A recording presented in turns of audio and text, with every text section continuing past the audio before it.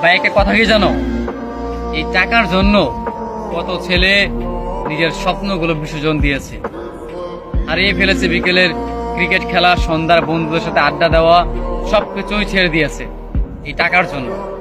টাকার জন্য প্রতিটা ছেলে নিজের ক্যারিয়ারটাকে এলোমেলো করে দিয়েছে। পরিবারের কাছ থেকে নানা ধরনের কথা শুনেছে, প্রিয় মানুষকে হারিয়েছে, বন্ধু বান্ধবের থেকে আলাদা হয়ে গিয়েছে, হারিয়ে ফেলেছে তার বিকেলের আড্ডা, সন্ধ্যার আড্ডা, কিংবা বিকেলের ফুটবল ম্যাচ, ক্রিকেট খেলা, ঘুরে বেড়ানো, এই সব কিছু মানে পরিবর্তন করে ফেলেছে শুধুমাত্র নিজের ক্যারিয়ার ভালো রাখার জন্য, মানে প্রতিষ্ঠিত করার জন্য বা টাকা ইনকাম করার জন্য।